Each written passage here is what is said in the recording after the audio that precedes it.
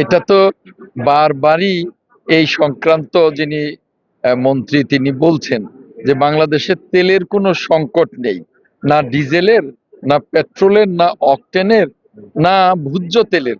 তেলের কোনো সংকট নেই। এটা মন্ত্রী মহোদয়রা যার যে দায়িত্ব আছেন তারা বলছেন। এইখানে অসাধু ব্যবসায়ীরা বিভিন্ন সময়েই কিন্তু একটা কৃত্রিম সংকট তৈরি করে লাভবান হওয়ার চেষ্টা করেন।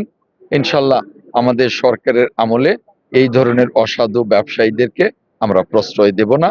তেলের সংকট নেই কোথাও। যারা যারা গাড়ি যাদের আছে, যারা তেল নেবেন, অকটেন নেবেন, পেট্রোল নেবেন, তাদের শঙ্কিত হওয়ার কোনো কারণ নেই। সরকার কিন্তু তেলের 1 টাকাও দাম বাড়ায়নি।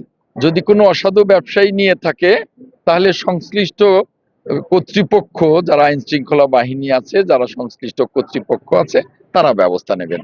ধন্যবাদ।